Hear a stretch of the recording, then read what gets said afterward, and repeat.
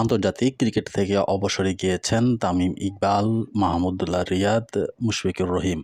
আরেক তারকা সাকিব আল হাসান থেকেও নেই। নানান জটিলতায় আটকে আছে জাতীয় দলের হয়ে তার মাঠে নামার বিষয়টি। এদিকে গত কয়েক মাসে বাংলাদেশের দল মাঠের খেলায় যাচ্ছে তাই পারফরম্যান্স করে চলেছে।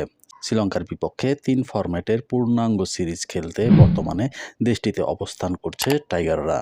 সেখানেই গতকাল গণমাধ্যমের মুখোমুখি হয়েছিলেন দলের সঙ্গে থাকা ম্যানেজার নাফিস ইকবাল।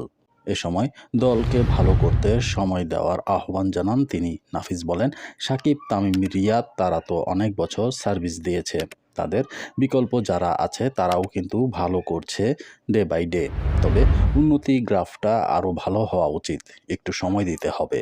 সব দলেরই একটা ট্রানজ্যাকশন পিরিয়ড যায়। শ্রীলঙ্কায় পৌঁছে শুক্রবার সকালে বাংলাদেশ দলের ক্রিকেটাররা রিকভারি সেশনে কাটিয়েছে।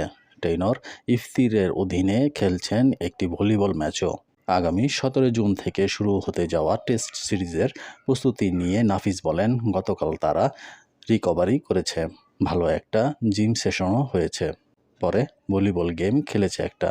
তারপর যে যার মতো একটি মিটিং করেছে। টেস্টের জন্য আমরা প্রস্তুত রয়েছি।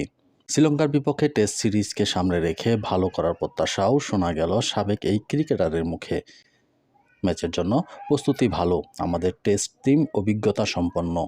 গেল 2-3 বছর ধরে ভালো একটা অবস্থানে আছে বলতে পারি। তো এই বিষয়ে ভালো যদি খেলতে পারি রেজাল্টও ভালো হবে। প্রসঙ্গত 17 জুন গল টেস্ট দিয়ে বাংলাদেশ ও শ্রীলঙ্কার সফর শুরু হবে।